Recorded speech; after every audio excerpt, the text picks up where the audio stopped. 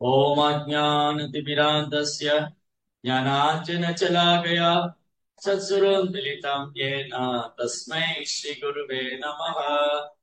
नमो विष्णुपादाय कृष्णप्रेष्ठाय भूतले श्रीमते भक्तिवेदान्त स्वामी नामिने नामस्ते सारस्वती देवे गौरवाणी प्रचारिणे निर्विशेष शून्यवादी पाश्चात्य देशतारिणे। जय श्री कृष्णा चैतन्य प्रभु नित्यानंद श्री अद्वैत गदाधर श्रीवासदि गौर भक्त वृंद। हरे कृष्णा कृष्णा कृष्णा हरे हरे, हरे राम राम राम हरे हरे। हरे कृष्णा। பக்தர்களுக்கு இனிமையான காலை வணக்கம். இன்றைய பாகவத சத்சங்க வகுப்புல கலந்துட்டு இருக்கிற எல்லா பக்தர்களுக்கும் என்னுடைய பணிவான நமஸ்காரம். ஸ்ரீமத் பாகவத்துடைய 3ஆம் ஸ்கந்தம் 1வது அத்தியாயம் விதுர மகாத்மாவுடைய கேள்விகள். இன்னைக்கு படிக்கிற ஸ்லோகம் 14 மற்றும் 15. இதே ஊசிவாம் தத்ர சுயோதனேன பிரவர்த்த கோபா ஸ்மிருதே புரதாதரேன असत्कृतसत् சபூனியசீலவ சப்தா சகர்ணானுஜ சோபலேன. கற்றுணர்ந்தவர்களால் கண்ணியமுடையவர்களால் கருதப்படும் விதுரர், கற்றவர்களால் கண்ணியமுடையவரால் கருதப்படும் விதுரர் இவ்வாறு பேசிக் கொண்டிருந்த பொழுது உதடுகள் துடிக்க துடிக்க கோபம் போக்கியவனாய் காணப்பட்ட துரியோதனன் அவரை அவமானப்படுத்தினான். துரியோதனனுடன் அவருடைய தம்பிமார்களும் கர்ணனும் அவனுடைய மாமாவான சகுனியும் இருந்தனர். கயேனமத்ரோ பஜுஹாவஜிக்மம் தாஸ்யா சுகம் யத் பலினைவ புஷ்டः தஸ்மின் பிரதீபः பிரகிருத்யாஸ்தே நிர்வாஷதாம் ஆசுபராத்சவாசான. இந்த தாசியின் மகனை இங்கு வர சொன்னது யார்? கபரனான இவன் யாருடைய பிச்சையால் வளர்த்தானோ அவர்களுக்கு எதிராகவே செயல்படுகிறார். உயிர் மட்டும் உடையவராக அவனை உடனே அரண்மனையிலிருந்து வெளியேற்றுங்கள்.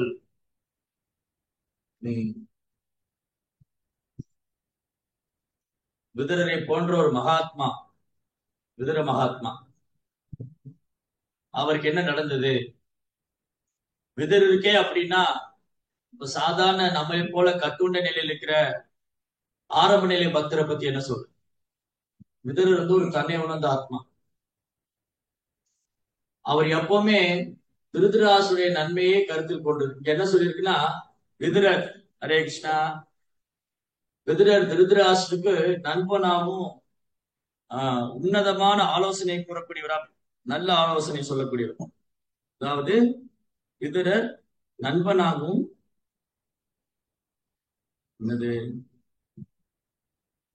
சிறந்த நண்பராகவும் தத்துவ ஆலோசனை கூறுபவர். ஹரே கிருஷ்ணா ஹரே கிருஷ்ண கிருஷ்ண கிருஷ்ணா ஹரே ஹரே. அவரு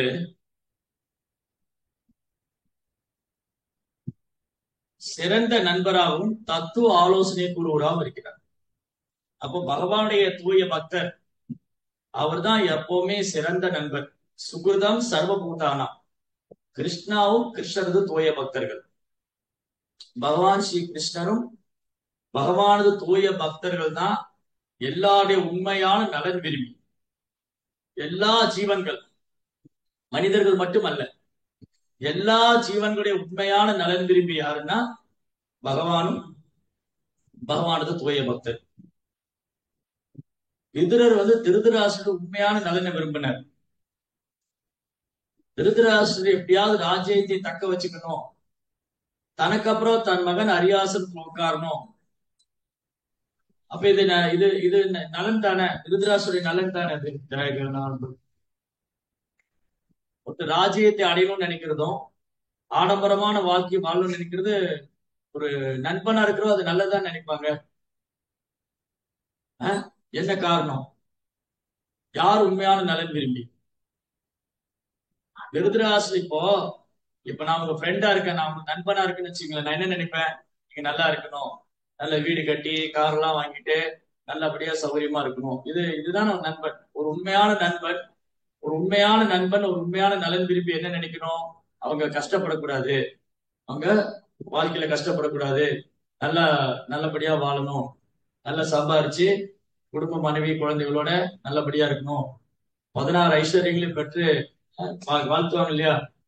16 கட்டி வராங்கன்னு சொல்லி கல்யாணம் பண்ணும்போது 16 ஐஸ்வர்யங்கள் பெற்று வளமாக வாழுங்கள் இல்லையா? அப்பா யார் ஒருத்தர் நல்லா இருக்கணும்னு நினைக்கிறாரோ அவர் தான் நலன் விரும்பி. இவர் நல்லா இருக்கணும், இவர் கஷ்டப்படக்கூடாது, இவரு வீடெல்லாம் கட்டி கார் எல்லாம் வச்சுக்கிட்டு பெண்டாட்டி பிள்ளைகளோட ஒரு நிம்மதியா சந்தோஷமா வாழணும், அவர் தானே நலன் விரும்பி, அவர் தான் நண்பர். அப்படிதானே? ஆமாவா?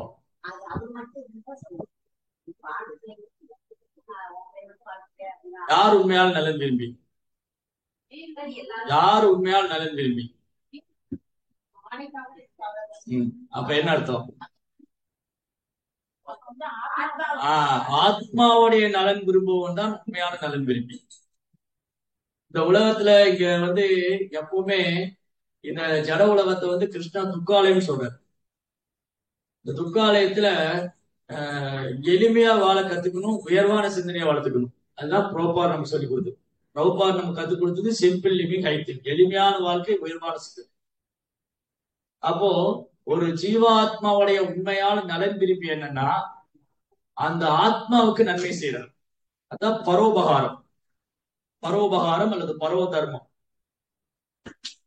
ஒரு ஒரு நண்பன், ஒரு உற்ற நண்பன், ஒரு சிறந்த நண்பன் அல்லது நலன் விரும்பி யாருன்னா, ஐயோ இந்த ஆத்மா இந்த ஜட உலகத்துல கஷ்டப்பட்டு இருக்கே, இந்த ஆத்மாவுக்கு கிருஷ்ண உணர்வு கிடைக்கலையே, இந்த ஆத்மா கிருஷ்ணரை மறந்து போயிட்டாரு, இந்த ஆத்மா பக்தி பண்றது இல்லையே, அப்படியே பக்தி பண்ணாலும் பௌதிக ஆசைக்காக பண்ணிட்டு இருக்காரு, அவருக்கு தூய பக்தி தொண்டு கிடைக்கலையே, அவருக்கு தூய பக்தி தொண்டு கிடைக்கணுமே அப்படின்னு நினைக்கிறவர் தான் உண்மையான நலன் விரும்பி. அதுக்குதான் நீங்க சொன்ன உதாரணம். நீரில் மூழ்கிறவனுக்கு கரையில் நின்றுட்டே அவனுக்கு சாப்பாடு வாங்கி கொடுக்கலாமா, துணிமணி வாங்கி கொடுக்கலாமா? முதல்ல அவனை காப்பாத்தணும். தண்ணியில மூழ்கிட்டு இருக்கிறவனை காப்பாத்தாம கரையில நின்றுட்டு அவர் தண்ணியில மூழ்கிட்டு இருக்கிறவர் பார்த்துட்டு இவருக்கு நான் ட்ரெஸ் வாங்கி கொடுப்பேன், இவருக்கு சாப்பாடு போடுவேங்கிற கதை தான் உடலுக்கு சேவைப்படும். அதுதான் பிரபுபார் இந்த 2 உதாரணம் தர. ஒண்ணு நீரில் மூழ்கிறவன், இன்னொருத்தர் குருவி கூடு. குருவியை கூட்டுக்குள்ள வச்சுட்டு கூட்டை சுத்தப்படுத்துறதுனால குருவி சந்தோஷமாயிடாது, கூட்டை திறந்து விடணும். இல்லைங்க, எங்க வீட்டுல பாருங்க, நாங்க நிறைய புறா எல்லாம் வளர்க்குறோம், குருவி எல்லாம் வளர்க்குறோம், கிளி எல்லாம் வளர்க்குறோம், அதுக்கு அழகா கூட்டு பண்ணி வச்சிருக்கிறோம், அந்த கூட்டை ரொம்ப அழகா டெக்கரேட் பண்ணிருக்கிறோம், அதுக்கு தினமும் தீவனம் போடுறோம். ஆனா என்ன பிரயோஜனம்? குருவி உண்மையாலும் சந்தோஷமா இருக்கா? அந்த கூட்டுக்குள்ள அடைப்பட்டு கிடக்கு. அந்த குருவியை என்ன பராமரிச்சாலும், குருவியோ கிளியோ புறாவையோ அது எப்படி பராமரிச்சாலும் அது சந்தோஷமா இல்ல. நாம நினைச்சிட்டு இருக்கோம் நான் அதுக்கு தீவனம் போடுறேன் அது சந்தோஷமா இருக்குன்னு. இல்ல, அது கூட்டை விட்டு திறந்து விட்டால் சந்தோஷமா இருக்கு. அதே போலதான் இந்த உடலுக்கு உதவி செய்யறதுனால உடல் இருக்கும் ஆத்மாவை திருப்திப்படுத்த முடியாது. ஆத்மாவுக்கு எப்ப திருப்தி கிடைக்கும்? ஆத்மா சுப்ரசீததி. எப்ப ஆத்மாவுக்கு முழு திருப்தி கிடைக்கும்? பரோ தர்மம் சவை பும்சா பரோ தர்மம் ஏதோ பக்தி ரதோக்ஷஜே அகைதுகியா பிரதிகதா ஆத்மா சுப்ரசீததி. எப்போ ஆத்மாவுக்கு கம்ப்ளீட் சாட்டிஸ்பாக்சன், எப்போ ஆத்மாவுக்கு முழு திருப்தி வரும்னா இந்த உன்னதமான தர்மம் பரோ தர்மம். நிறைய தர்மம் இருக்கு. ஒருத்தருக்கு கிரகஸ்த தர்மத்தை நல்லா சொல்லி கொடுக்கலாம், சன்னியாச தர்மத்தை நல்லா பின்பற்றலாம், பிரம்மச்சரிய தர்மத்தை நல்லா பின்பற்றலாம், பிராமண தர்மத்தை நல்லா பின்பற்றலாம். இந்த தர்மங்கள் எல்லாமே கிருஷ்ணரை திருப்திப்படுத்துறதுக்காக தான். இந்த வர்ணாசிரம கொள்கையின் நோக்கமே கிருஷ்ணரை திருப்திப்படுத்துறதா. அப்படி இல்லாட்டி இது சிம்பிளி வேஸ்ட் ஆஃப் டைம் பாவம் சொல்லிடுச்சு. தர்ம சனுஷிதா பும்ச விஸ்வக்ஷேன கதாஸ்வியா நோத்பாதையை சிரமையை கேவலம், சிம்பிளி வேஸ்ட் ஆஃப் டைம். அதே சமயம் செய்யக்கூடிய தர்மத்துல உயர்ந்தது பரோ தர்மம், பக்தி தொண்டு. அதனாலதான் பாகவதம் திரும்ப சொல்லுது, அதப்பும் ஸ்ரேஷ்டா வர்ணாசிரம விபாகஷா சானுஷிதஸ்ய தர்மஸ்ய சம்சித்தி ஹரிதோஷனம். ஸ்ரேஷ்டா, இரு பிறப்பு எய்தவர்களே சிறந்தவர் பிராமணர், பிராமணர்களே சிறந்தவர். ஓ துஜஸ்ரேஷ்டா. சூத கோசாமி சவுனகாதி சொல்ற அதப்பும் துஜஸ்ரேஷ்டா. ஓ பிராமணர்களே சிறந்தவர்களே. அதப்பும் யார் பிராமணர்களே சிறந்தவங்க? பிராமணர்களில் சிறந்தவர் யாருன்னா பகவானுக்கு பக்தி தோண்டு செய்யக்கூடிய பிராமண வைஷ்ணவர். அவர் வைஷ்ணவரா இருக்காரு, அந்த வைஷ்ணவருக்குள்ள பிராமண தகுதி பிராமண குணங்கள் இருக்கு. அதனால துஜஸ்ரேஷ்டா. பகவானுடைய பக்தர் தான் வைஷ்ணவர்ல பிராமணரா இருக்கிறவங்க. பிராமணரா இருந்து பகவானுக்கு பக்தி தொண்டு பண்ணக்கூடிய பக்தர் கிருஷ்ண பக்தர் துஜஸ்ரேஷ்டா. அத ஸ்ரேஷ்டா means among the top among all the brahmins. பிராமணர்களே உயர்ந்தவர் யாரு? பகவானுக்கு பக்தி தொண்டு செய்யக்கூடிய பிராமண வைஷ்ணவர். அத ஜஸ்ரேஷ்ட வர்ண ஆசிரம விபாகஷா. வர்ணாசிரம நோக்கம் என்ன? அத ஜஸ்ரேஷ்ட வர்ண சாம்ஸ்கிருதஸ்ய தர்மஸ்ய. தர்மத்தை எதுக்காக பின்பற்றணும்? சம்சித்தி ஹரிதோஷனம், கிருஷ்ணாவை திருப்திப்படுத்துறதுக்காக, கிருஷ்ணாவோட திருப்திக்காக.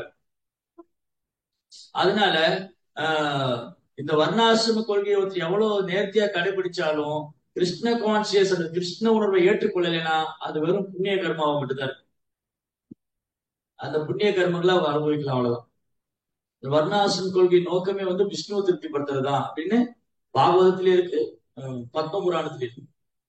வர்ணாசிரம தர்ம ஆச்சாரிய புருஷேர பரப்புமான் விஷ்ணு ஆராதது நல்ல தோசக்கார். விஷ்ணுவை சந்தோஷப்படுத்துறது. அப்போ அந்த வர்ணாசிரம கொள்கையை பர்ஃபெக்டா பண்ணக்கூடிய ஒருத்தர் பக்தராகும் போது, விஷ்ணு பக்தரா இருக்கும் போது அவருக்குள்ள எல்லா தெய்வீகமான குணம். அப்போ அவர் என்ன செய்வாரு? பரோ தர்மா, விஷ்ணுவுக்கு பக்தி செய்ய சபை பும்சா பரோ தர்மம். ஏதோ பக்தி ரதோக்ஷஜே, நம் புலன்களுக்கெல்லாம் அப்பாற்பட்டவரான, ஜட புலன்களுக்கு அப்பாற்பட்டவரான பகவானுக்கு பக்தி தொண்டு செய்யறதுனால சபை பும்சா பரோ தர்மம் ஏதோ பக்தி. அதை அகை தூக்கி, அந்த பக்தி எப்படி இருக்கணும்? அகை தூக்கி அப்பிரதிகதா, எந்த ஒரு உள்நோக்கம் இருக்கக்கூடாது, எந்த ஒரு எதிர்பார்ப்பும் இருக்கக்கூடாது. வெறுமனே கிருஷ்ணரை திருப்திப்படுத்தணும். நம்ம செய்யக்கூடிய சேவையில எந்த ஒரு உள்நோக்கம் இருக்கக்கூடாது, எந்த ஒரு எதிர்பார்ப்பு இருக்கக்கூடாது. அகை தூக்கி அப்பிரதிகதா, அந்த பக்தி தான் உத்தம பக்தி. அந்த பக்தி தான் ஆத்மாவுக்கு பூர்ண திருப்தி தரும். ஏ ஆத்மா சுப்ரசீததி. அதனால விதுரரை போன்ற மகாத்மாக்கள் உண்மையான உற்ற நண்பராகவும், ஆகச்சிறந்த நலன் விரும்பியாகவும், அப்புறம் நல்ல ஆலோசனை, சிறந்த உபதேசம் கொடுக்கக்கூடியவரா இருக்க. நேற்று பார்த்தோம், விதுரர் எவ்வளவு அழகா திருதராஷ்டிர கெஞ்சி கேட்டுக்கிட்டாரு. திருதராஷ்டிர கெஞ்சி கேட்கிறாரு, வேண்டா திருதராஷ்டிரா, அவன் பையன் சொல்றதை கேட்காத, அவன் சுயோதனா இல்ல, அவன் துரியோதனா. துரியோதனுக்கு ஆக்சுவலி இயல் பெயர் சுயோதனா. துரியோதனுடைய பேர் சுயோதனா. பட் இஸ் துர்புத்தி, ஹி கால் துரியோதனா. அவர் சுயோதனா இல்ல, இஸ் துரியோதனா, துர்புத்தி.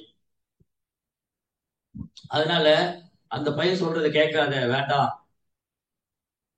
இப்படி திருதராசுடைய உற்ற நண்பனாகவும், சகோதரனாகவும், உற்ற நண்பனாகவும், உண்மையான நலன் விரும்பியாகவும்,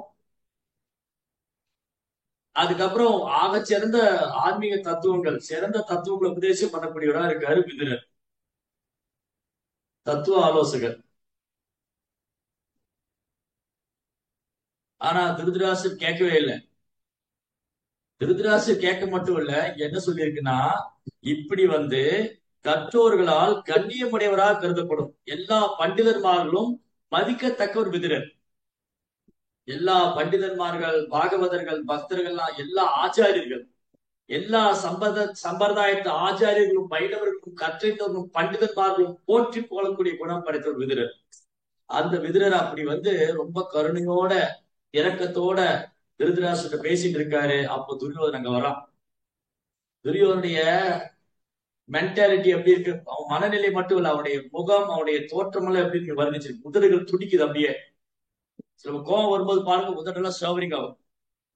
கோவம் வரும்போது கண்ணெல்லாம் ரெட் ஆயிரும், கண்ணு அப்படி சவப்பாயி உஷ்ண காத்து வரும், உஷ்ண காத்து வரும், அப்படியே உதடெல்லாம் துடிக்கும், படபடப்பா பேசுவாங்க. சோ துரியோதனன் உதடுகள் துடிக்க துடிக்க கோபம் பொங்கியவனாய் காணப்பட்ட துரியோதனன் அவரை அவமானப்படுத்தினான். சித்தப்பா அவர் வயசுல பெரியவரு. விதுரர் சரி, அவர் ஆன்மீகம் அதெல்லாம் ரெண்டாவது விட்டுருங்க. விதுரர் ஒரு தூய பக்தர், வைஷ்ணவர், அதெல்லாம் விட்டுருங்க. உலக கணக்குப்படி பார்த்தா ஒரு சித்தப்பா, உலக ரீதியா பார்த்தா விதுரர் துரியோதனுக்கு சித்தப்பா. அப்புறம் வயசுல பெரியவர், ஒரு உயர்ந்த குலத்துல பிறந்த சத்திரியன். அடிப்படை தர்மம், சாதாரணப்பட்ட தர்மம், உலகாயுத தர்மம், ஒரு பெரியவங்களுக்கு மரியாதை கொடுக்கணும். சித்தப்பா மரியாதை கொடுக்கணும். அவர் சொல்றது தவறாக தோணினா கூட மரியாதை நிமித்தமா பேசணும். ஆனா துரியோதன தவறு, அதனாலதான் துரியோதனம் அசுர குணம் படைத்தவன். சரி, துரியோதனுடன் அவருடைய யார் இவன் கூட யாரெல்லாம் இருந்திருக்கிறாங்க? இவன் மட்டும் இல்ல, துரியோதனன் கூட அவனுடைய சகோதரர்கள் கர்ணன், அப்புறம் சகுனி. கர்ணனை போற்றி கொண்டாடுறாங்க. காலையில கிளாஸ்ல பேசிட்டு இருந்தாரு. கர்ணா வந்து ஒரு நம்ம ஊர்ல ஒரு பெரிய ஃபேமஸ் நடிகர் நடிச்ச உடனே கர்ணா வந்து ஹீரோ ஆகி அவர் வந்து அஹ், ரொம்ப நல்லவன், அவர் ஒரு தப்பும் பண்ணல. இல்ல, கர்ணாவுடைய வாழ்க்கை பூரா குற்றங்கள் தான். அவன் செஞ்ச ஒன்னே ஒண்ணு தான தர்மம் பண்ணார். அது ஒரு நல்ல விஷயம் தான். ஆனா என்ன பிரயோஜனம்? ஒரு பக்கம் தர்மம் பண்ணிட்டு ஒரு ஒரு பக்கம் பாவம் செஞ்சா அது யானை குளிக்கிற மாதிரி தானே.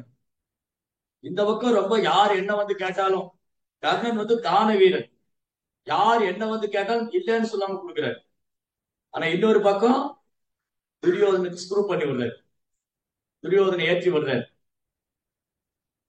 கர்ணன் என்னென்ன தப்பு பண்ணாரு? கர்ணனை பத்தி எல்லாரும் ரொம்ப பெருசா நினைச்சிட்டு இருக்காங்க, குறிப்பா தமிழ்நாட்டுல. கர்ணன் என்னென்ன தப்பு பண்ணாரு? ஒரு ஒரு பாயிண்டா சொல்லுங்க. ஒருத்தருக்கு ஒரு பாயிண்ட் சொல்லுங்க. ஆன்லைன்ல தெரிஞ்சவங்க கை தூக்குங்க. ஆஹ் ஒரு சத்திரியன்கிற முறையில ஓகே ஓகே, சத்திரியனா உனக்கு எதிரியை நேருக்கு நேர் சந்திக்கணும். இப்போ நீங்க நீங்க வந்து என்ன எதிரியா நினைச்சீங்க, இப்படி நேருக்கு வந்து வழிய வந்து சண்டைக்கு வரணும். வாங்க, நீங்க ஏதோ பெரிய வீரன் நினைச்சீங்க, எப்படி சண்டைக்கு வாங்கன்னு சொல்லு. ஆனா அதை விட்டுட்டு திரௌபதியை சபையில இழுத்து வந்து இன்சல்ட் பண்ண, அவமானப்படுத்த சொல்லி ஆலோசனை கொடுத்ததே கர்ணன் தான். அவளை பிடிச்சு இழுத்துக்குவாங்க. ஏன்னா கர்ணனுக்கு பொறாமை, திரௌபதி மேல கோபம். ஏன்னா அன்னைக்கு திரௌபதி சொன்ன வார்த்தை, இந்த சூத்ராணி மகன், இந்த ராதேயன், ராதேயன் வந்து சூத்ராணி மகன், இவன் வந்து இந்த காம்படிஷன்ல கலந்துக்க தகுதி இல்ல, இவன் ஒரு தேரோட்டி பையனா இருக்கிறதுனால இந்த கர்ணனுக்கு இந்த காம்படிஷன் சுயம்பரத்துல கலந்துக்க தகுதி கிடையாதுன்னு திரௌபதி நிராகரிச்சாங்க. ஆக்சுவலி திரௌபதி மேல எந்த தப்பும் இல்ல. காரணம், திரௌபதிக்கு தெரியாது கர்ணன் வந்து குந்தியோடைய பையன். ரெண்டாவது, திரௌபதி வந்து அர்ஜுனனை விரும்புறாங்க, அவர்தான் கல்யாணம் பண்ணி. திரௌபதி தோன்றியதே அர்ஜுனனை கல்யாணம் பண்ணி, அவங்க கர்ப்பத்துல இருந்து வந்தவங்க இல்ல. திரௌபதி வந்து யாகசாலையில இருந்து, அவங்க அதிர்ஷ்ட தேவதை, யாகசாலையில இருந்து வந்த எதுக்காக? அர்ஜுனனை கல்யாணம் பண்றதுக்காக.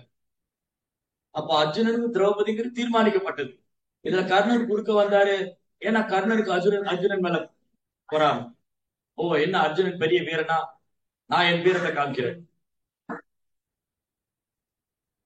அப்போ திரௌபதி தெரியாது கர்ணன் சத்திரியன்னு. அவன் ஒரு சூத்ரானின் மகனா இருந்ததுனால ஒரு உயர்ந்த குலத்து பெண் வந்து ஒரு தாழ்ந்த குலத்து ஆணை கல்யாணம் பண்ண அனுமதிக்கிறது சாஸ்திரம். இன்னைக்கு காலையில் அதை பேசுறது, அனிலோமா பிரதிலோமா. அனிலோமா மேரேஜ், பிரதிலோமா மேரேஜ். அதாவது ஒரு உயர்ந்த குலத்துல இருக்கிற ஆண் வந்து தாழ்ந்த குலத்துல இருக்கிற பெண்ணை கல்யாணம் பண்ணலாம். ஆனா தாழ்ந்த குலத்துல இருக்கிற பெண் வந்து உயர்ந்த குலத்து ஆணை திருமணம் செய்வது தடை செய்யும். இந்த குலம் இதெல்லாம் கோத்திரம் எல்லாம் பிறப்பால் அல்ல. அதாவது தாழ்ந்த குலத்துல ஆண் வந்து உயர்ந்த குலத்து பெண் திருமணம் செய்து தடை செய்யும். உயர்ந்த குலத்துல பிறந்த பெண் வந்து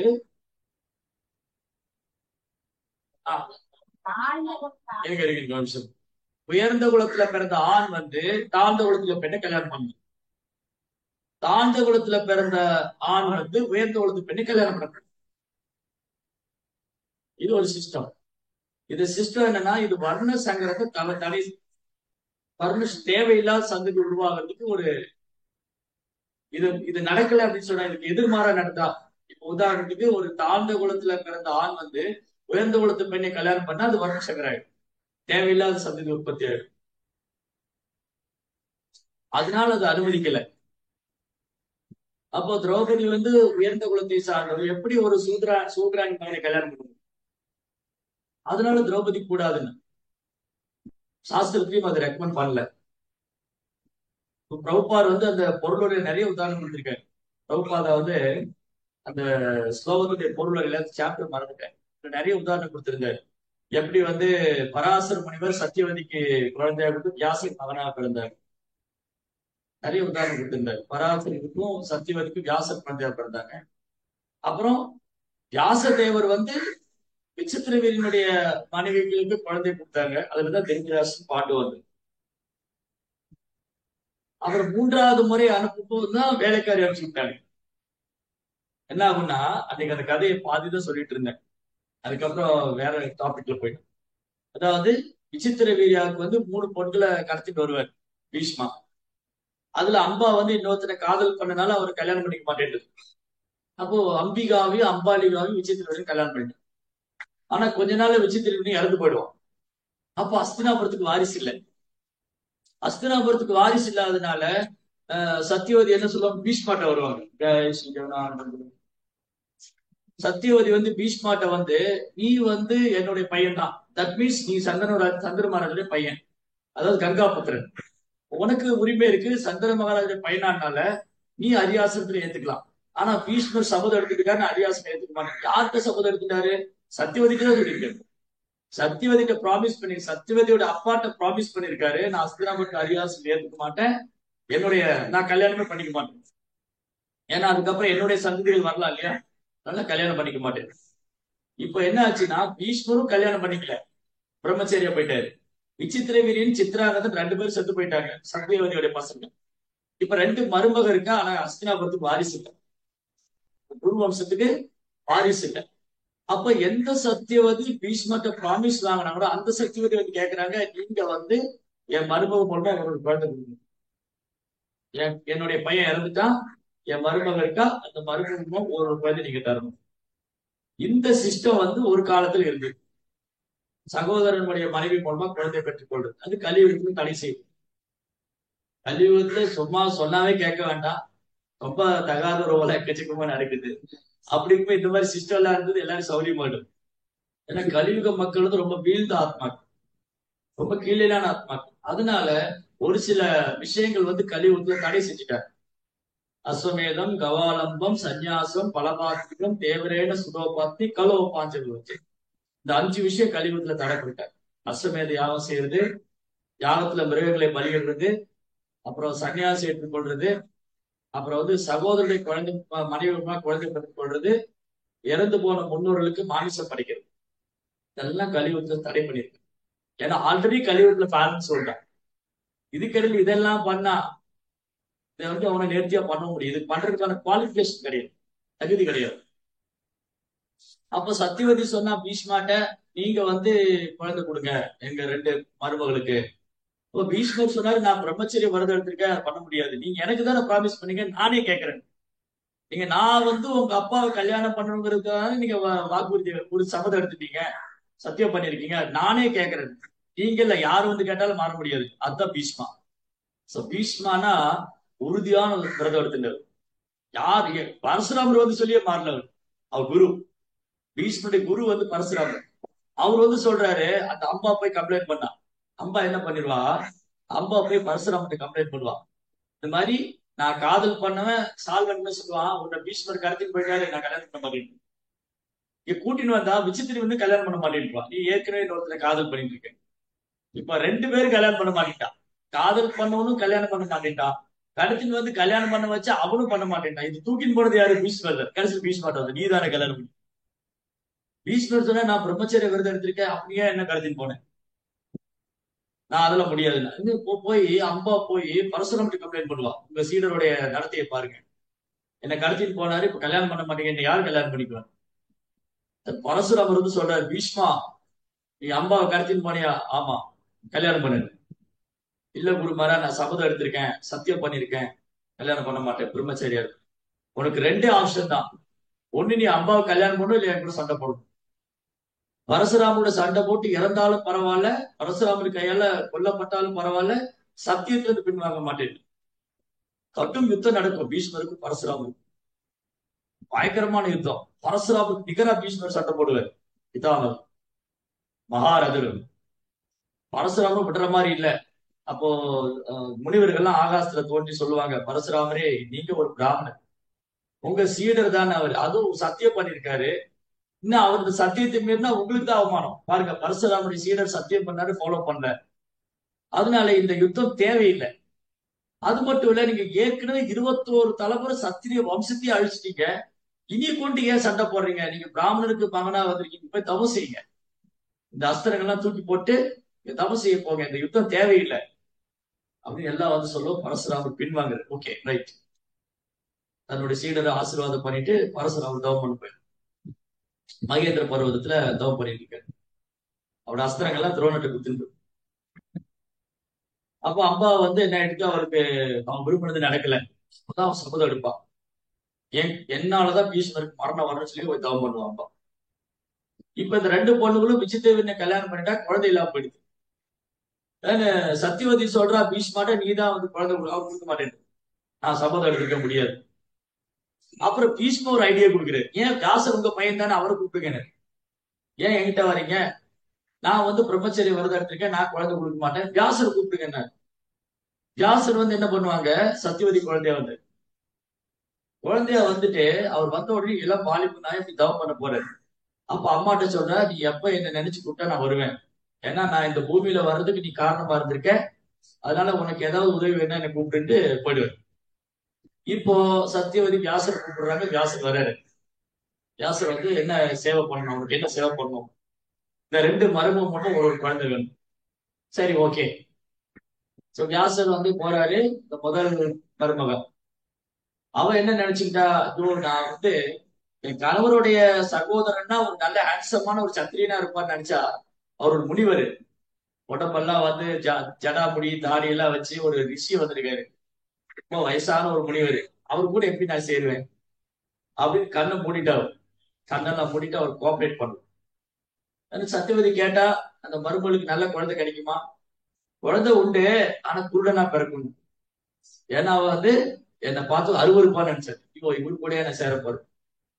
அதனால என்ன ஆயிடுச்சு, கண்ணை மூடனால குருடனா போயிடும். இப்ப எப்படி குருடனை போய் அஸ்தினாபுரத்து அரியாசத்துல உட்கார வைக்கும், ராஜா எப்படி குருடனா இருந்தா ராஜ்யம் பண்ண முடியும். ஆனா திருதராசன் முதல் பையன் தான், ஆனா குருடனா பிறந்துட்டான். அதனால அவர் அஸ்தினாபுரத்து அரியாசத்துல உட்கார தகுதி இல்லை. சத்தியவதி கேட்டுன்றதே அஸ்தினாபுரத்துக்கு வாரிசு வேணுங்கிறதுக்காக தான். இப்ப பிறக்க போற குழந்தை குருடனா இருக்க போதுன்னா அவங்களுக்கு திருப்தி இல்லை, இன்னொரு குழந்தை வேணும். அப்ப இன்னொரு மருமகள்கிட்ட போனா அவளுக்கு அவ கண்ணு மூடல, ஆனா அவளுக்கு இன்ட்ரெஸ்ட் இல்லை, அவளுக்கு விருப்பம் இல்ல, வந்து அது வேண்டாம் விருப்பமா வந்து இன்னும் அருவருப்பா வந்து முடிவெடுக்கூடாது. அப்புறம் திரும்ப சத்தியவதி கேட்டா, இந்த குழந்தையாவது நல்லா இருக்குமா, இந்த குழந்தை நல்லா பிறக்கும், நல்ல குழந்தையா தான் இருக்கும், ஆனா உடம்புல ரோகமா இருக்கும், ரோகம் உள்ள குழந்தையா இருக்கும். அதுலயும் திருப்தி இல்லை. சரி, எனக்கு வந்து அஸ்தினாபுரத்து அரியாசனத்துல நல்ல ஒரு ராஜ்யம் பண்றதுக்கு ஒரு ஆள் வேணும் அப்படின்னு சொல்லி இன்னொரு குழந்தை கூட வேணும்னு சொன்னா, இந்த தடவை இந்த ரெண்டு மருமகள் என்ன பண்ணுவாங்க, வேலைக்காரி அனுப்பிச்சு விட்டுறாங்க. அவங்க போகாம இந்த முனிவர் கூட போய் எப்படி சேரணும், வேலைக்காரி அனுப்பிச்சு. அந்த வேலைக்காரி என்ன பண்ணா, வியாசருடைய குணம் அறிந்து அவருடைய அவருடைய நிலை அறிந்து அவருக்கு சேவை பண்ண, நல்லா சேவை பண்ணி அவரை திருப்திப்படுத்தினாங்க. அப்போ வந்து கேட்டா சத்தியவதி, இப்போ இந்த குழந்தை நல்ல ராஜா வருமா, போச்சு, உன் மருமக ரெண்டு பேரும் என்கிட்ட வராம வேலைக்காரி அனுப்பிச்சு விட்டுட்டாங்க, இப்போ ஒரு குழந்தை பிறக்கும், அந்த வேலைக்காரிக்கு அவ தாசி புத்திரன், தாசி புத்திரன் அரியாசத்துல உட்கார முடியாது. ஆனா விதுரர் பிறப்பால் தாசி புத்திரர், ஆனா அவர் முதல் தரமான பக்தர், மகாத்மன், விதுர மகாத்மன். இன்னைக்கும் விதுர நீதி, அவ்வளவு அற்புதமான உபதேசங்கள். ஒரு மகாத்மா வருவார் உனக்கு, விதுர மகாத்மா, தாசிக்கு பிறந்த குழந்தைதான், ஆனா மகாத்மா. சோ இப்படி விதுர மகாத்மனுடைய விதுரர் வந்து பிறப்பால் ஒரு தாசி புத்திரர் ஆனாலும் அவர் ஆகச் சேர்ந்த ஒரு பக்தர். தர்மராஜனுக்கு விதுரரா வந்திருக்காரு, யமராஜ். ஒரு பக்கம் அன்னைக்கு கிளாஸ்ல கேட்டாங்க, இது கொஞ்சம் குழப்பமா இருக்கு, ஒரு பக்கம் தர்மர் யுதிஷ்டிரர், தர்மராஜன் யுதிஷ்டிரா வந்திருக்காரு, இன்னொரு பக்கம் விதுரரும் வந்திருக்காரு, இது எப்படி புரிஞ்சுக்கிறது. இதுதான் உயர்ந்த ஆத்மாக்களுடைய சக்தி. அவங்க ஒரே சமயத்துல ரெண்டு மூணு எக்ஸ்பான்ஷனா வர முடியும். யமராஜா இங்க விதுரரா வந்திருக்காரு, தர்ம தேவதை யுதிஷ்டிர மகாராஜரா வந்திருக்காரு. சோ ரெண்டு ரோலும் யமராஜ் தான் பண்றாரு. யமராஜ் தர்ம தேவராவும் இருக்காரு, யமராஜ் தண்டிக்கக்கூடியவரா இருக்காரு. அவர் பாவிகளை தண்டிக்கும் போது யமராஜ், அவர் பக்தர்களை ஆசிரியர்கள் தர்மராஜ், தர்மத்தை அனுஷ்டிப்பவங்களை ஆசிரியர்கள் தர்மராஜ். அப்ப என்ன ஆச்சு, விதுரர் வந்து அவ்வளவு ஒரு தூய பக்தர். அதனாலதான் முதல்ல பிறப்பால் ஒருத்தர் எடை போடக்கூடாதுன்னு சாஸ்திரம். பிறப்பால் அது ஒரு வைஷ்ணவரை, கிருஷ்ண பக்தரை பிறப்பால் எடை போடக்கூடாது. வைஷ்ணவேரே ஜாதி புத்தி. இவர் வந்து பிராமண வைஷ்ணவர், ஒரு சூத்திர வைஷ்ணவர், அவர் அமெரிக்க வைஷ்ணவர், அவர் இந்திய வைஷ்ணவர், அவர் பிருந்தாவன வைஷ்ணவர், இவர் மலேசியா வைஷ்ணவர் அப்படிலாம் கிடையாது. வைஷ்ணவர் தான் வைஷ்ணவர் தான். அர்ச்சே ஷீலா விஷ்ணு குருசு நரபதி வைஷ்ணவேரே ஜாதி புத்தி.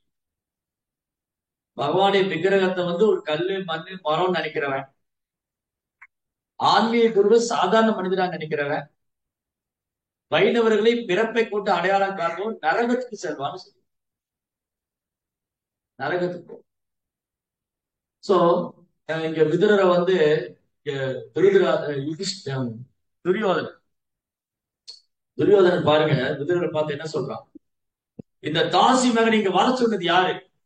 யார் கூப்பிட்டா இவரோட உபதேசம் யாருக்கு தேவை?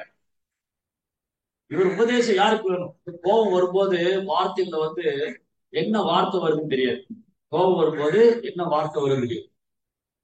இவர் எவ்வளவு பெரிய பக்தர், அவரு எவ்வளவு பெரிய மகாத்மா, அவர் சங்கம் கிடைக்கிறது எவ்வளவு பெரிய பாக்கியம். பாண்டவர்களா ஏங்கிட்டு இருக்காங்க, இதனுடைய சங்கம் கிடைக்காதான்னு துரியோதனன் சொல்றாரு. இந்த தாசி மகன் யார் வர சொன்னாங்க? யார் கூப்பிட்டா? இவருடைய ஆலோசனை யாருக்கு வேணும்? இவன் கபடதாரினா துரோகி, கபடதாரி துரோகி. இவன் யாருடைய பிச்சையால் வளர்ந்தானோ அவர்களுக்கு எதிராக செயல்படுகிறான். பாருங்க, நம்ம போட்ட பிச்சையை சாப்பிட்டுட்டு நமக்கு எதிராக செயல்படுறாங்க. உயிர் மட்டும் இருக்கணும், உயிர் மட்டும் வச்சுட்டு இவரை அடிச்சு விரட்டுக்கணும். அரண்மனை விட்டு உயிர் மட்டும்தான் இருக்கணும் அப்படின்னு அர்த்தம். கண்டபடிக்கு அடிச்சு காயப்படுத்தி உயிரை மட்டும் வச்சுட்டு எல்லாத்தையும் உடமையெல்லாம் பறிச்சுட்டு துரத்தி விட்டுக்கணும். எப்பேற்பட்ட வார்த்தைகள்! நாமளா இருந்த அந்த இடத்துல உட்டைவாள் எடுத்து அவன் தலையை சீவிடுவோம். என்னடா பேசுறாரு? ஆனா விதுரர் வந்து என்ன பண்ணாரு? சிரிச்சுட்டே அங்கிருந்து கிளம்பிட்டாரு. இதுதான் ஒரு வைஷ்ணவருக்கும் பக்தர் அல்லாதவருக்குள்ள வித்தியாசம். அது வைஷ்ணவர்னா எந்த மாதிரி வைஷ்ணவர்? தூய பக்தர் விதுரு. துரியோதனன் வந்து ரஜோகுணத்துல பேசுறான். ரஜோகுணத்து ததா ரஜஸ்தமோபாவா காமலோபா கோபம். இந்த ரஜோகுணம் துரியோதனாவே கம்ப்ளீட் ரஜோகுணம். துரியோதனா வந்து ரஜோகுணம் தமோ குணத்துல இருக்காரு. விதுரர் வந்து சுத்த சாத்தியம். சோ விதுரர் என்ன பண்ணாரு? ஓகே, நான் சொல்றது நீங்க கேட்க மாட்டீங்கன்னு தெரிஞ்சு போச்சு.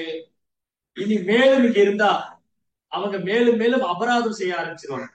இப்போ இப்போ வந்து துரியோதனன் வந்து விதுரரை கடுமையான வார்த்தையில பேசதான் பண்ணியிருக்காரு. விதுரரும் மேலும் அங்க இருந்தா இது மேற்கொண்டு அசம்பாவிதம் நடந்து துரியோதனை அடிக்க கூட செய்யலாம் விதுரர். அதனால அவன் மேலும் அபராதம் செய்துவிடக் கூடாது, அவன் மேலும் அபராதம் செய்துவிடக் கூடாது. இன்னொரு பக்கம், எனக்கு ரொம்ப நாளா தீர்த்த யாத்திரை போகணும்னு ஆசை இருந்தது. பகவானுடைய லீலைகள் நடந்த புனித ஸ்தலங்களை பார்க்கணும், அதுக்கு சாதுக்களோட சங்கம் எடுத்துக்கணும். அதுக்கு வந்து போக முடியாம ஒரு தடையா இருந்தது அஸ்தினாபுரத்து அமைச்சர் பதவி. அமைச்சர் பதவியில உட்கார்ந்துட்டு இருக்கிறதுனால அவரால் எங்கேயுமே போக முடியல. நிறைய பொறுப்புகள் கையில வச்சிருந்தாரு. இப்போ துரியோதன் அவமானப்படுத்துறாரு. விதுரர் இது அவமானமா எடுத்துட்டு வெளியில போல, இது ஒரு சந்தர்ப்பமா பயன்படுத்திக்கிட்டாரு. எஸ், ஓ இந்த துரியோதனை அவமானப்படுத்திட்டான், இப்போ நம்மளா இருந்தோம்னு வச்சுக்கோங்களேன், இந்த அவமானத்தை நம்மளால தாக்கவே முடியாது. அன்னைக்கு கூட பேசிட்டு இருந்தோம். என்ன பேசிட்டு இருந்தோம்னா, இப்போ நம்மளுடைய இப்போ இங்க இதே உறவுமுறை இதே உறவுமுறை எடுத்துக்குவோம். நான் வந்து ஒரு சித்தப்பாவா இருக்கேன். பெரியப்பாவுடைய பையன் என்ன திட்டான்.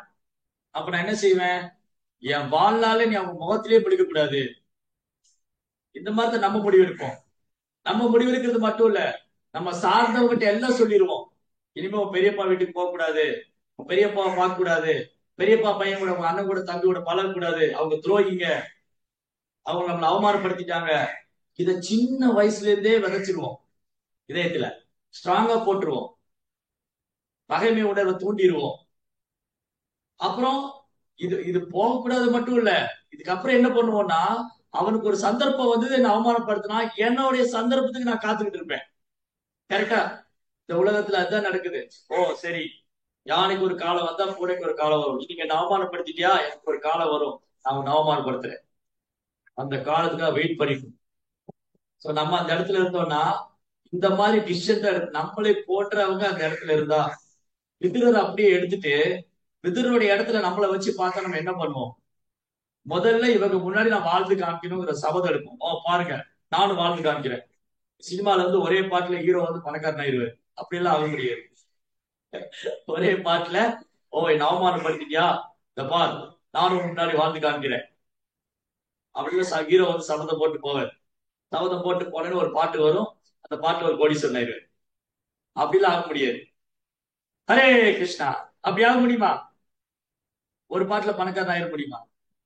முடியாது. சில லாட்டரி டிக்கெட் வாங்கினவே ட்ரை பண்ணிட்டு இருப்பாங்க. சோ எப்படி இங்க முதல்ல நம்ம என்ன செய்வோம்னா, ஓ என் சொந்தக்காரங்க என்ன அவமானப்படுத்திட்டாங்க, அதனால நான் அவங்க முன்னாடி வாழ்ந்து காட்டுவேன். இதுதான் பொய் கருவம். இந்த பொய் கருவம் என்ன பண்ணுனா, ஓய் நீங்க என்ன அவமானப்படுத்திட்டீங்களா, பாருங்க நான் உங்க முன்னாடி வாழ்ந்து காமிக்கிறேன். என்ன என்னால ஒண்ணும் வாங்க முடியாது நினைச்சியா, பார் நான் நல்லா உழைச்சு சம்பாரிச்சு நல்லா படிச்சு உழைச்சு சம்பாரிச்சு கார் என்ன பங்களா என்ன சொத்து என்ன பேர் என்ன புகழ் என்ன எல்லாத்தையும் முன்னாடி வாழ்ந்து காமிக்கிறேன். உங்க முன்னாடி நான் கால் மேல கால் போட்டு உட்காருவேன். உங்க மேல நான் முன்னாடி கார்ல போவேன். உங்க முன்னாடி நான் வந்து ஆங்கிலத்துல பேசுவேன். என் பையனை ஃபாரின்ல படிக்க வைப்பேன். அவனை ஃபாரின்ல வேலைக்கு அனுப்புவேன். இதுல இருந்து பொய் கருவோம். பொய் கருவோம், பொய் அகங்காரம். சோ ஃபர்ஸ்ட் இந்த மாதிரி முடிவு பண்ணுவோம். அடுத்து என்ன முடிவு பண்ணுவோம்? ஓ இவன் அவமானப்படுத்திட்டான், எனக்கு ஒரு காலம் வரும் நானும் சபையில வச்சு எல்லாருடைய இவனை அவமானப்படுத்தணும். ரெண்டாவது ஃபர்ஸ்ட் என்ன பண்ணுவோம்? இவங்க முன்னாடி வாழ்ந்து காமிக்கணும்னு சபதம் எடுப்போம். ரெண்டாவது என்ன பண்ணுவோம்? ஆஹ் இவனை அவமானப்படுத்தணும். மூணாவது நம் பிள்ளைங்க, நம் உறவினர்கள், நம்மை சார்ந்தவர்கள் எல்லாம் சொல்லுவோம், நீங்க அவங்க வீட்டுக்கு போனா எங்க வீட்டுக்கு வராதீங்க. உங்களுக்கு அவங்க உறவு வேணுமா எங்க உறவு வேணுமா, உங்களுக்கு அவங்க தயவு வேணுமா எங்க தயவு வேணுமா, உங்களுக்கு அவங்களா நாங்களா நீங்க முடிவு பண்ணணும். நானா அவனா நீங்க முடிவு பண்ணுங்க. அப்படியே வந்து ரெண்டு பேரும் வேணும்னு சொன்னா என்ன நினைப்போம்? ஓ இங்க நடக்கிறது அங்க சொல்லுவா, அங்க நடக்கிறது இங்க சொல்லுவா, இவங்க நம்ப கூடாது. ஒருத்தர் வந்து முடிவு பண்றாரு, இல்ல இல்லைங்க எனக்கு நீங்களும் வேணும் அவங்களும் வேணும், எங்க ரெண்டு பேரும் சொந்தக்காரங்க தான். அப்ப இவன் என்ன பண்ணுவான்? இங்க நான் பேசுறது அங்க போய் சொல்லுவான், அங்க பண்றது இங்க சொல்லுவான், கலகம் மூட்டி விட்டுருவான். இல்ல இவன் ஒரு கபடதாரி. இதெல்லாம் பௌதிகமான ரஜஸ்தமஸ் ரஜோ குணம் தமோ குணத்தினால எழக்கூடிய சிந்தனைகள். இதுதான் நம்ம பண்ணுவோம் அந்த இடத்துல இருந்தா.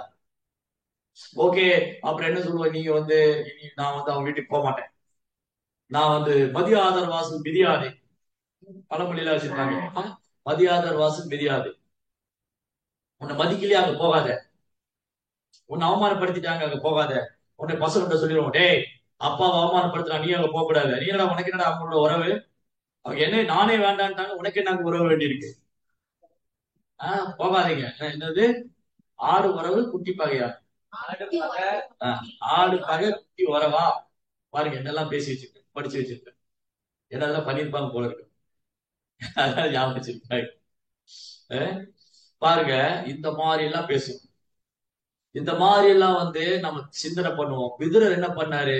சிரிச்சுக்கிட்டே இந்த வாய்ப்பை, அதுவும் விதுரா வந்து அஹ் இதே இதே இதே நம்ம விதுரர் இடத்துல நாம இருந்தோம்னு வச்சுக்கோங்களேன், நம்ம என்ன பண்ணுவோம்? துரியோதனை விரும்புவோம், ஆனா பதவி விட மாட்டோம். சரி, ஓ துரியோதனை இன்சல்ட் பண்றானா, பேசாம உட்காந்துக்கலாம், எப்படியோ போகட்டும், நான் அஸ்தினாபுரத்துல அமைச்சர் பதவியில உட்காந்து, நான் வந்து அஸ்தினாபுரத்து அமைச்சர் பதவி விட்டு கொடுக்க மாட்டேன், இந்த துரியோதனை என்ன வேணாலும் செஞ்சுட்டு போட்டுன்னு மௌனமா. அப்படி ஒரு சிலர் இருந்தாங்க இல்லையா? அப்படி ஒரு சிலர் என்ன பண்ணாங்க? அஸ்தினாபுரத்து அரியாசனத்துல அமைச்சர் பதவியை புடிச்சுக்கிட்டாங்க. துரியோதனுக்கெல்லாம் ஆமாஞ்சாமி ஆமாஞ்சாமி நீ பண்றதெல்லாம் சரிதாங்கன்னு, ஆமாங்கன்னு செய்யுங்கன்னு ஆமாஞ்சாமி ஆமாஞ்சாமி போட்டாங்க. ஒட்டு கொடுக்குறது சொல்லுவாங்க இப்போ லாங்குவேஜ் இல்லையா? சோ விதுரர் அப்படி ஆமாஞ்சாமி பண்றவர் இல்ல. விதுரா வந்து உண்மையான நண்பர், உண்மையான நலன் விரும்பி, மிகச்சிறந்த ஒரு தத்துவ ஆலோசகர். ஆனா முட்டாள் துரியோதனுக்கு புரியல. விதுரரை வந்து அவங்க தலையில வச்சு கொண்டாடி இருக்கணும். அப்படி பண்ணியிருந்தா திருதராசரும் டிவோட்டியா இருப்பாரு, துரியோதனும் டிவோட்டியா இருப்பாரு. என்ன பிரச்சனை? மகாபாரத யுத்தம் நடந்திருக்காது, நமக்கு பகவத்கீதை கிடைச்சிருக்காது. இல்ல நேத்து கூட பேசிட்டு இருந்தோம். இல்ல அவங்க துரியோதனன் சொன்னா எனக்கு மேல என் மாமா சகுனி விளையாடுவார்னு, கிருஷ்ணா யுதிஷ்டர் வந்து எனக்கு மேல கிருஷ்ணர் விளையாடுவார்னு சொல்லியிருந்தா கௌரவர்கள் எல்லாம் வனவாசம் போயிருக்கும். அவ்வளவுதான். ஏன்னா சூதா இருந்த ஏமாற்றோட்டில் நான் சூதுங்கிறார் கிருஷ்ணா பகவத்கீதையில. ஏமாற்றுவதில் நான் சூது. கிருஷ்ணரை யார் ஏமாத்த முடியும்? அதுலயும் அவர் தான் பெஸ்ட், டாப் மோஸ்ட். அப்போ இங்க என்ன நடந்தது? விதுர மகாத்மா, ஏன் அவர் மகாத்மான்னு சொன்னா, அவரு இந்த மாதிரி ஒரு அவமானத்துல பாதிக்கப்படல. ததா மானாபம். ஒரு வைஷ்ணவனுக்கு என்ன மான அவமானம்? விதுரரே வந்து மகாத்மா, நான் இந்த உடம்பு இல்லைன்னு நினைச்சிட்டு இருக்கிறார். அப்போ துரியோதனுடைய கொடூரமான வார்த்தைகளுக்கு அதுல மன உளைச்சலாயோ மன வருத்தப்பட்டோ விரக்தி அடைஞ்ச விதுரர் போகல. விதுரர் இந்த சந்தர்ப்பத்தை பயன்படுத்திக்கிட்டாரு. இது கிருஷ்ணனுடைய ஏற்பாடு, இதுதான் ஒரு வைஷ்ணவர். ஹரே கிருஷ்ணா. ஒரு வைஷ்ணவருக்கும் சாதாரண ஜீவனுக்கும் இல்ல ஒரு ஆரம்ப நிலை பக்தருக்கும் ஒரு பக்குவமான பக்தருக்கு என்ன வித்தியாசம்னா, ஆரம்ப நிலை பக்தர் எல்லா சூழ்நிலையும் காரணம் சொல்லுவார். இதனாலதான் நடந்தது, அவராலதான் நடந்தது, இவராலதான் நடந்தது. துரியோதன திட்டினா, துரியோதனை அவமானப்படுத்திட்டான். நம்ம நம்ம கிருஷ்ண பக்தியை பயிற்சி பண்றோம். நம்ம ஆரம்ப நிலையில் இருக்கிற பக்தர்கள் நாம என்ன செய்வோம்? எதைத்தான் செய்வோம். பாருங்க, இந்த துரியோதனை அவமானப்படுத்திட்டாரு, நான் எவ்வளவு நல்ல விஷயங்களை பண்ணிருக்கேன், நான் எவ்வளவு நல்லது சொல்லி கொடுத்தேன், நான் கிருஷ்ணாவுடைய பக்தரா இருக்கேன் அப்படின்னு பொங்கிருவோம் நம்ம. அப்புறம் ஏன் கிருஷ்ணர் இப்படி பண்ணாரு? நான் நல்லதா செஞ்சேன், கிருஷ்ணா ஏன் இப்படி அவமானப்படுத்துறாரு, எனக்கே இந்த அவமானம் ஏற்படணும். ஆனா விதுரர் என்ன நினைக்கிறாரு? இது வந்து பகவானுடைய ஏற்பாடு. நான் ரொம்ப நாளா தீர்த்த யாத்திரை போகணும்னு நினைச்சிட்டு இருந்தேன். இந்த அமைச்சர் பதவி எனக்கு பெரும் தடையா இருந்தது. அந்த அமைச்சர் பதவியை தான் தூக்கி போட்டாரு. அப்ப கூட விதுரருக்கு வந்து திருதராசு மேல கோபம் கிடையாது, திருதராசு மேல பகைமை கிடையாது. திருதராசு வந்து திருதராசுடைய உறவை கட் பண்ணல அவரு. அப்பவும் சகோதரன் மேல இறக்கமா தான் இருக்கு. நான் முட்டாள், அறியாமல் இருக்கானே. ஒரு அறியாமல் இருக்கிறவனுக்கு இந்த மாதிரி அழகான உபதேசம் எடுத்துக்கொள்ள முடியலையே. விதுரர் வந்து ஒரு சிறந்த நண்பராகவும் குருவாகவும் எல்லா விதத்திலையும் ஹெல்ப் பண்றாரு. ஆனா என்ன துரதிருஷ்டவசமா, துரியோதனும் திருதராஷ்டிரத்தை ஏற்றுக்கொள்ள தயாரா இல்லை. அப்படி சொல்ல போனா விதுருடைய சங்கத்தை அவங்க ஒழுங்கா பயன்படுத்திக்கல. இதேதான் நம்ம வாழ்க்கையில் நடக்கும். நம்ம வாழ்க்கையில நல்ல பக்குவமான பக்தர்கள் வந்து உபதேசம் கொடுப்பாங்க, மூத்த பக்தருடைய சங்கம் கிடைக்கும், ஆன்மீகருடைய வழிகாட்டுதல் இருக்கு, புரோபார் புஸ்தகம் இருக்கு. ஆனா பாருங்க, ரஜோகுணம் தமகுணம் தான் இருக்கு. அதை ஏற்றுக்கொள்றதுக்கு, பயிற்சி பண்றதுக்கு, பக்தியில பக்குவமாகிறது. அதான் துரியோதன மென்டாலிட்டி. சோ விதுருடைய சங்கத்தை அவங்க சரியா பயன்படுத்திக்கல. விதுரர் என்ன பண்ணாரு? ஓகே, இது மேல இங்க இருந்தா, இந்த ரீசன்காக தான் விதுரர் வெளியே போறாரு. அவருக்கு அமைச்சர் பதவி மேல பற்றுதலும் கிடையாது, அந்த அரண்மனை வாழ்க்கையை அனுபவிக்கிற எண்ணமும் கிடையாது, துரியோதனன் மேலையும் திருதராசனையும் கோபமும் கிடையாது, பகைமையும் கிடையாது. அரே,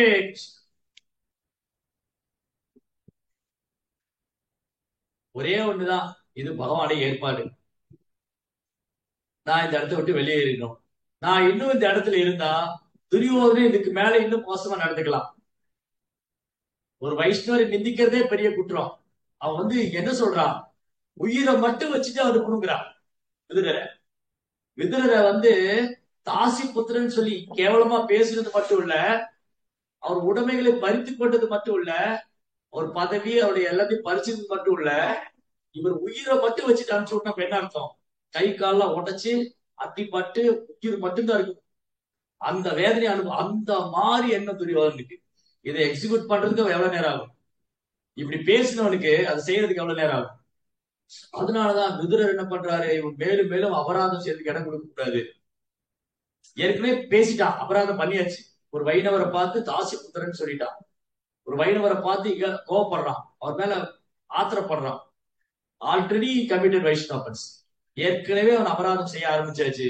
இனி மேலும் விதுரரை கண்டினியூ பண்ணிட்டு இருந்தா இந்த அபராதம் அதிகமாயிட்டே இருக்கும். அதனால விதுரர் துரியோதனுடைய அபராதத்தை அதிகரிக்க விரும்பல. அதே சமயம் அந்த ராஜ்யத்து மேல அவருக்கு பற்றுதலும் இல்ல, அதே சமயத்துல அவருக்கு அவமானமாவும் நினைக்கல, அதே சமயத்துல அவர் கோவப்படவும் இல்ல.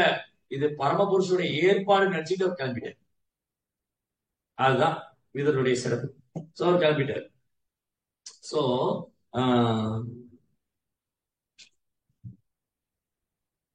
விதுரரை போன்ற குற்றமற்ற ஒருவர் வெறுக்கத்தக்க முறையில் குற்றம் சாட்டப்பட்டு தண்டிக்கப்படும் வகையில் அரண்மனை சூழ்நிலை இருந்தது. இந்த அரண்மனை சூழ்நிலை எப்படி வந்தது? யாரால வந்தது? எதுக்கு பின்னாடி, இதுக்கு பின்னாடி யார் இருக்கா? விதுரரை போன்ற ஒரு குற்றமற்ற ஒருவர் வெறுக்கத்தக்க முறையில் குற்றம் சாட்டப்பட்டு தண்டிக்கப்படும் வகையில் அரண்மனை சூழ்நிலை இருந்தது. இது எப்படி ஏற்பட்டது? கிருஷ்ணாவோட ஏற்பாடு. விதுரர் வெளியே போகணும், திருதராசர் மகனும் தண்டிக்கப்படணும். ஆல்ரெடி துரியோதன அபராதம் பண்ணியாச்சு. இப்படி மேலும் மேலும் அபராதம் பண்ணிட்டு இருக்கான் வைஷ்ணவர்களுக்கு, அவன் தண்டிக்கப்படணும். எந்த அசம்பாவிதமும் பாருங்க, எந்த அசம்பாவிதமும் நிகழ்வதற்கு முன்பாக தன் நன்மையில் கருத்தி கொண்டு அரண்மனையை விட்டு சென்றுவிட முடிவு செய்தார். ஹரே கிருஷ்ண.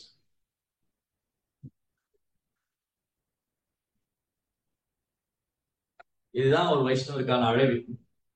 விதுரர் ஏன் வந்து இங்க விதுரர் பற்றி இவ்வளவு கேள்வி கேட்கிறாங்க? சௌனகாதி முனிவர்கள் சூத கோசாமி கேட்கிறாங்க, பரிச்சித் மகாராஜா சுகதே கோசாமி கேட்கிறாரு. இதே கேள்விதான். பரிச்சித் மகாராஜ் சுகதே கோசாமி என்ன கேள்வி கேட்டாங்களோ அதே கேள்விகளை திரும்பவும் சௌனகாதி முனிவர்கள் சூத கோசாமி கேட்கிறாங்க. பரிச்சித் மகாராஜ் விதுரர் என்ன பரிச்சித் மகாராஜ் சுகதே கோசாமி என்ன பதில் கொடுத்திருப்பாரு? அதை தெரிஞ்சுக்க ரொம்ப ஆவலா இருக்காங்க. காரணம் இது, விதுரர் ஏன் வீட்டை விட்டு வெளியேறினார், தீர்த்த யாத்திரையில போய் என்ன பண்ணார், திரும்ப ஏன் வந்தார், அவருடைய செயல்கள்லாம் எப்படி இருந்தது? ஏன்னா விதுரரை போன்ற மகாத்மாவுடைய வாழ்க்கை நமக்கு பெரும் பாடம், ஒரு அசைவும் பாடம். அப்படிதான் வாழ்ந்தார் பிரபுபாதர். சில பிரபுபாதரும் விதுரரை போன்ற ஒரு தூய பக்தர். அவர் பார்க்காத அவமானங்களா, அவர் படாத கஷ்டங்களா, அது எல்லாத்தையுமே தன்னுடைய குருவுடைய சேவைக்காக, கிருஷ்ணனுடைய சேவைக்காக பொறுத்துக் கொள்றார்.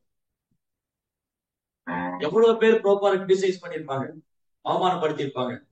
என்ன இந்த பக்தி வேதாந்த சுவாமி மேற்கத்திய நாட்டுல உள்ளவங்களுக்கு எல்லாம் தீட்சை கொடுக்கிறாரு, என்ன இவர் போய் அங்க பெண்களுக்கு எல்லாம் பிராமண தீட்சை கொடுக்கிறாரு, என்ன வெளிநாட்டுக்காரங்களுக்கு பிராமண தீட்சை கொடுக்கிறாரு, யார் இவரு, என்ன அதிகாரம் இருக்கு இவருக்கு அப்படின்னு பிரபுபாதர் எவ்வளவு கிரிட்டிசைஸ் பண்ணிருக்காரு, எவ்வளவு அவதூறு பேசியிருக்காரு, எவ்வளவு அவமானப்படுற மாதிரி பேசி பிரபுபாத் காது படுற மாதிரி பேசியிருக்காங்க. ஆனா பிரபுபாதர் வந்து இதுல எல்லாம் வந்து பாதிப்படையவே இல்லை. அவரு தன் குருவுக்கு கொடுத்த வாக்குறுதியை நிறைவேற்றணும், சைதன்யம் அப்படி போதனைகளை பிரச்சாரம் செய்யணும், அது ஒன்று மட்டும்தான் ஒரு குறிக்கோளா இருக்கு. குருவை போலே சீடர்கள், பிரபுபாடி சீடர்களும் அவர் குருவை போலதான், அவ்வளவு கருணை வாய்ந்தவங்க. பிரபுபாடைய ஒரு அசைவையும் பதிச்சு வச்சிருக்காங்க. ஏன்னா பிரபுபாதர் கிட்ட இருந்து வர ஒரு வார்த்தையும் நமக்கான முக்கியமான பாடம், நமக்கான அறிவுரை, நமக்கான வழிகாட்டுதல். சோ ரொம்ப அழகு. ஒரு தூய பக்தருடைய வாழ்க்கையில் நடக்கக்கூடியது எல்லாமே கிருஷ்ணா வந்து நமக்கு அழகான போதனைகளை தருவார். அது மாதிரி விதுரரை பகவான் இந்த பூமியில அனுப்பிச்சு எந்த மாதிரி சூழ்நிலை இருந்தாலும் விதுரர் கிளர்ச்சி அடையல, கோவப்படல, ஆக்ரோஷப்படல, அவங்களை வெறுக்கல. ஹரே கிருஷ்ண. அதான் ஒரு தூய பக்தருடைய கேரக்டர். அதனால விதுரருடைய சரித்திரத்தை நாம் திரும்ப திரும்ப கேட்கும் போது, படிக்கும் போது, இந்த அவர்கிட்ட உள்ள தெய்வீகமான குணங்களை நம்ம வளர்த்துக்க முயற்சிப்போம். நமக்கும் அவமானங்கள் ஏற்படலாம், கஷ்டங்கள் ஏற்படலாம், தொந்தரவுகள் வரலாம், ஆன்மீகத்தில் தடங்கல்கள் ஏற்படலாம். அதெல்லாம் விதுரருடைய வழிகாட்டுதலை மனசுல வச்சுட்டு, பிரபுபாடைய வழிகாட்டுதலை மனசுல வச்சுட்டு அதை அப்படியே கடந்து போகணும். அதுதான் ரொம்ப இம்பார்ட்டன்ட். ஸ்ரீமத் பாகவதம் கி, ஸ்ரீல பிரபுபாத் கி. ஹரே கிருஷ்ண.